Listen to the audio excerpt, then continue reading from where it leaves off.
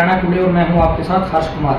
आम आदमी पार्टी द्वारा हरियाणा में अपना वर्चस्व कायम करने के लिए लगातार रैली की जा रही है और इन रैलियों का नाम रखा गया है हरियाणा बदलाव रैली, और जिसमें केजरीवाल की 5 गारंटियां देने का वादा किया जा रहा है और कहा जा रहा है कि हरियाणा के लोगों को भी अगर हरियाणा में आम आदमी पार्टी की सरकार बनती है तो पंजाब और दिल्ली की तरह रोल मॉडल पेश कर सुविधाएं दी जाएंगी। लेकिन आज बुला चीका में भगवंत मान द्वारा जो रैली की जानी थी उसमें भगवंत मान नहीं पहुंचे, क्योंकि केजरीवाल को ईडी और सीबीआई द्वारा जेल में किए जाने को लेकर जंतर मंत्र पर इंडिया अलायंस प्रदर्शन कर रहा था, जिस कारण भगवंत मान की रैली यहाँ पर जो है कैंसिल हुई।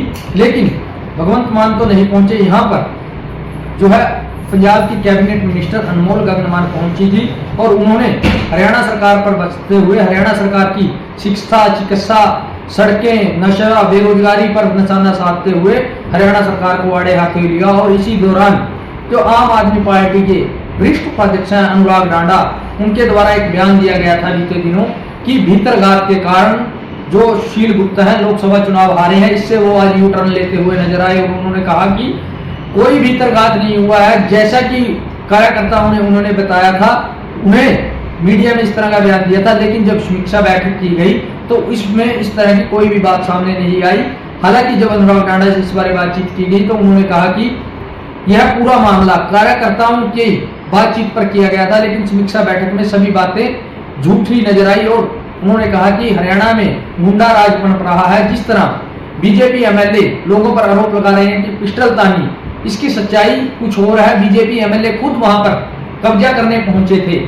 अब देखने वाली बात होगी कि इस पूरे मामले के पीछे क्या मामला नजर आता है। जिस तरह के आरोप अनुराग डांडा ने लगाए हैं उस पर हरियाणा सरकार का क्या कहना है। और लगातार आम आदमी पार्टी 15 दिनों में 45 बड़ी रैलियां कर एक बार फिर हरियाणा में आम आदमी पार्टी का वर्चस्व कायम करने के लिए कार्य कर रही है और कहा कि सरकार जिस तरह की कार्य कर रही है, जनता अपनी वोट की चोट से सरकार को जवाब देगी और आने वाले समय में जो हरियाणा में है आम आदमी पार्टी की सरकार बनेगी। करने जा रहे हैं, क्या लॉजिक है, कितना जन समर्थन?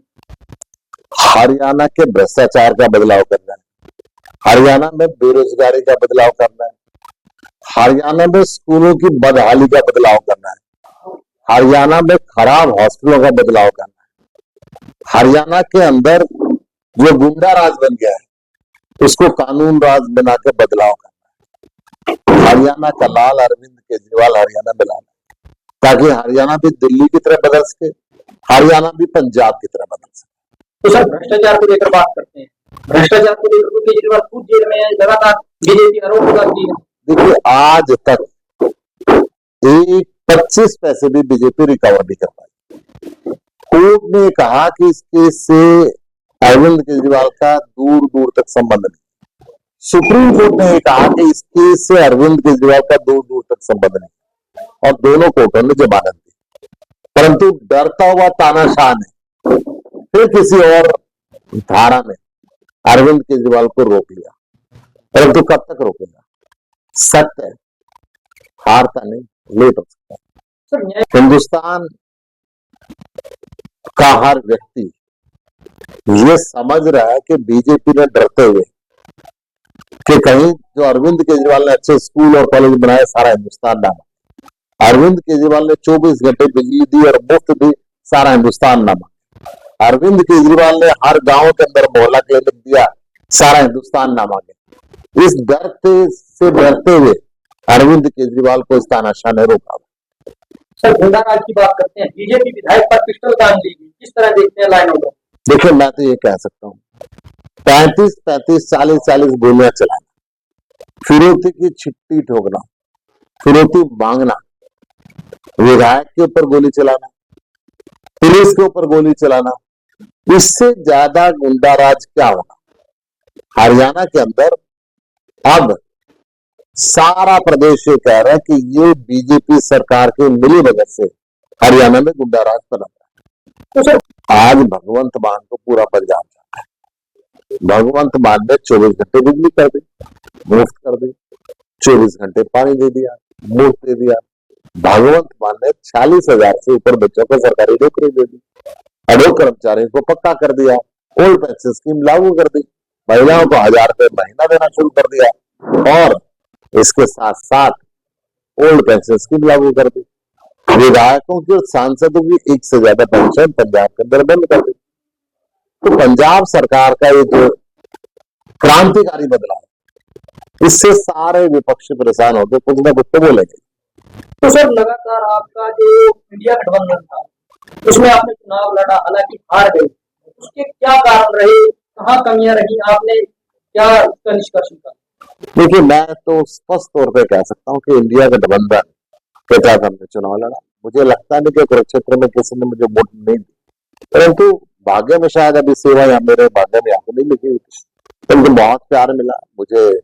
5 लाख से ऊपर वोटें मिली, मैं 4 विधानसभाओं में जीता और हर क्षेत्र में बहुत प्यार।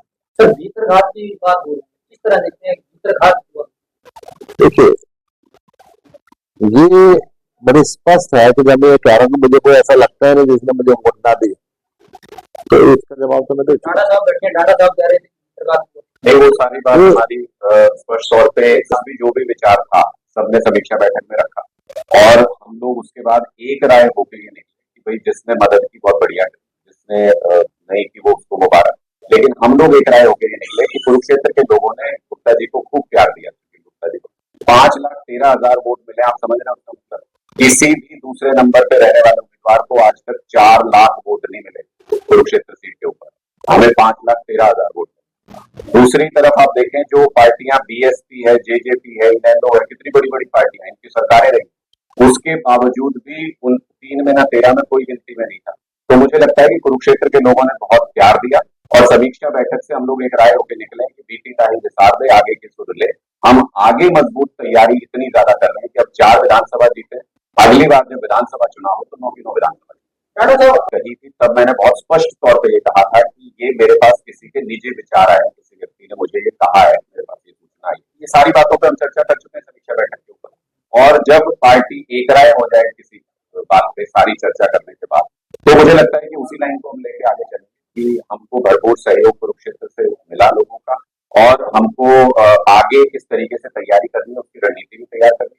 मुझे लगता है डॉक्टर सुशील गुप्ता जी ने नींव रख दी है ऐसी कि हरियाणा के अंदर आम आदमी पार्टी की सरकार बन सके, 90 की 90 विधानसभाओं पे मजबूती से तीसरा विकल्प बन के प्रस्तुत हो सके लोगों के सामने। उसकी नींव कुरुक्षेत्र में रखी है, ये तो छोटी बात नहीं।